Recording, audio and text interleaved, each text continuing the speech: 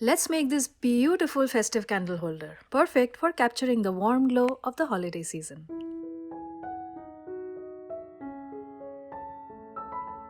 First, I'm going to prepare and mix this slow cure low viscosity resin. It is important to mix it slowly to avoid extra bubbles, occasionally scraping the sides to avoid any unmixed clumps of resin. Once mixed, I'll set it aside to degas. The color palette is simply white and yellow, comprised mainly of dried flowers.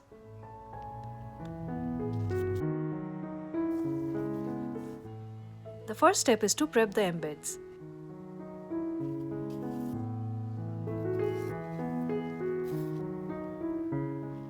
I'm also using these delicate white leafy skeletons. I think they will go wonderfully with the flowers and the overall color scheme.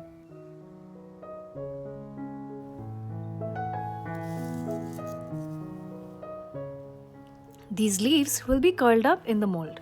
These flowers, however, need to be cut into shape. The branches will not look great bent. While trimming, I'll make sure none of the stems are wider than the rim of the candle holder.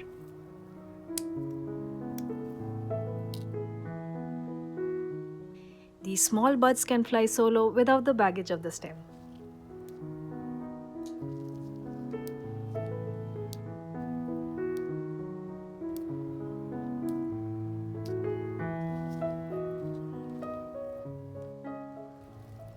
For some of the larger petals, I'll resize them into smaller pieces so they fit nicely. This white flower will provide a lovely contrast for the small yellow buds.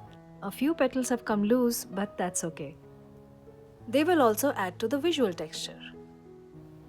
Our flowers are prepped, time to pack them into the mold.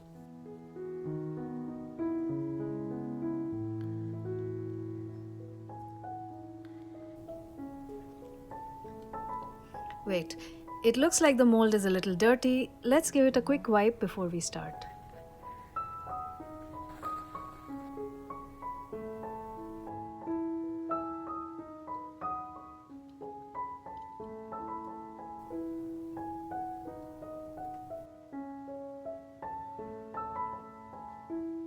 The main challenge with a project like this is that once I pour the resin, the flowers are going to try and float. We have to keep that in mind when positioning them.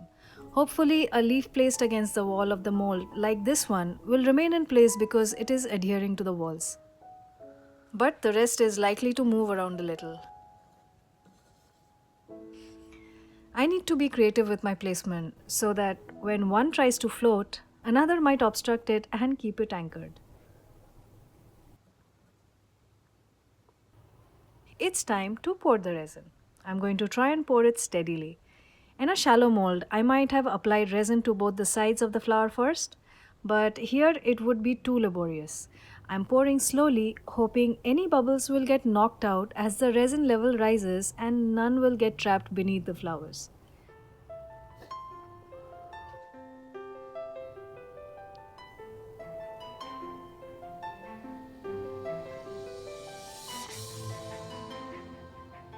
You can see they have already gone swimming away from their designated positions.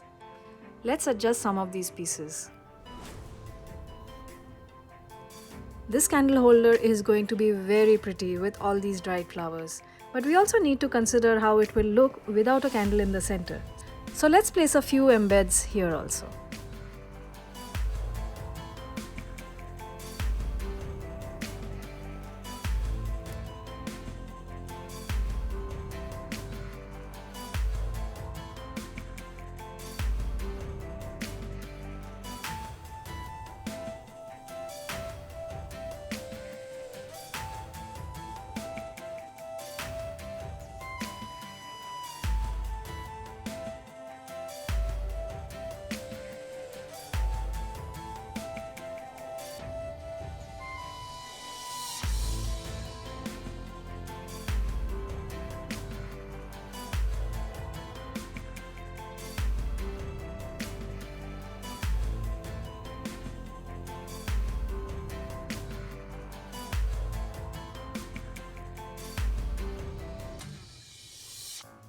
For a three-dimensional mold like this, it's tricky to imagine the final look. With something flat, the other side is obvious, but here I'm having to imagine how the flowers will look at an angle.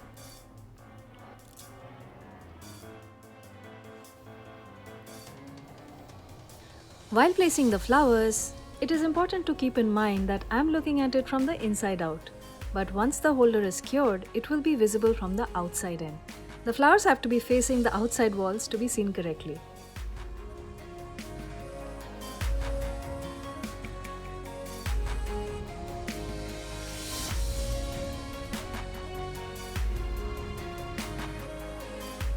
Now for the final flowers. I'm going to fill in the gaps and complete the visual composition. Just a few final adjustments, tucking the flowers into place. I'm pretty sure some of them will still float up and out while this is curing. Heat gun to remove some of the surface bubbles.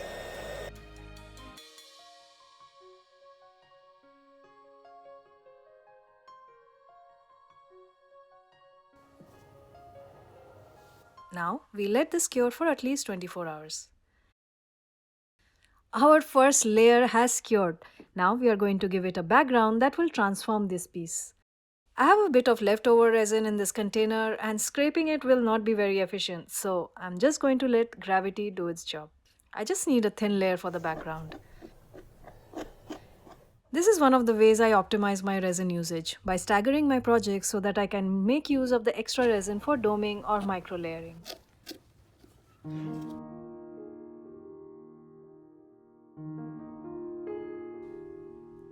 Now for the gold leaf.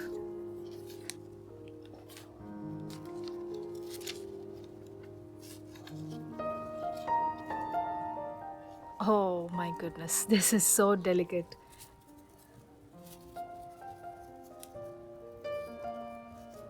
Let's see if I can get this to work without breaking it.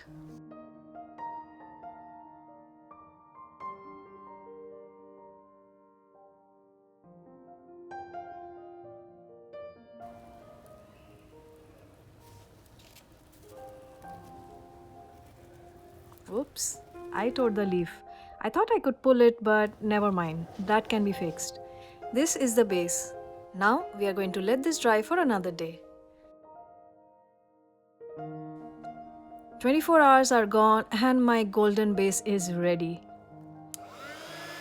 I'm going to seal it with a final layer of resin. This step is very simple. Just pour some resin and let it cure. Magic.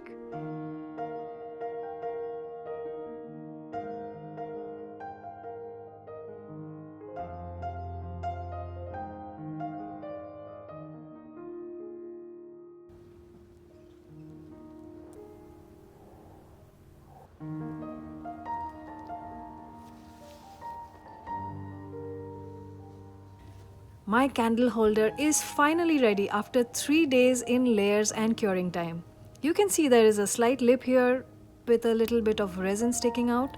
I kind of like it and I'm debating whether to even it out or let it be, as it gives an edgy tactile expression. It will be a nice contrast with the smooth rest of the mold. Let's take this out.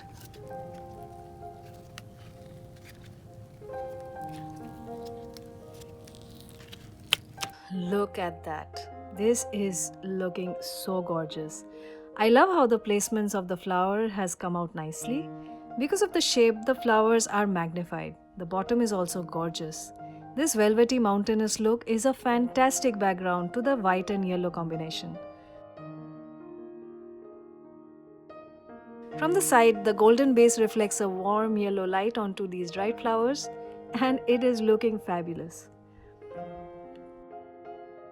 All the flowers on the sides are magnified even as they remain in the shadow of the flame.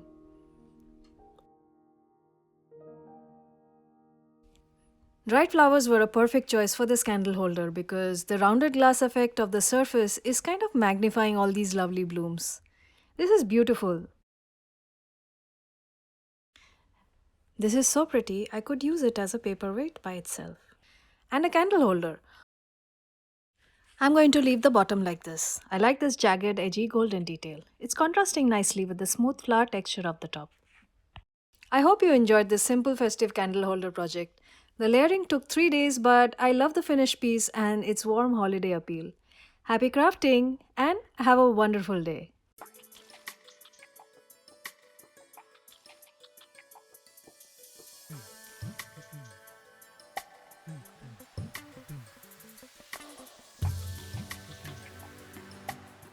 Loving the undulating surface. It is really bringing out the magic of this gold foil.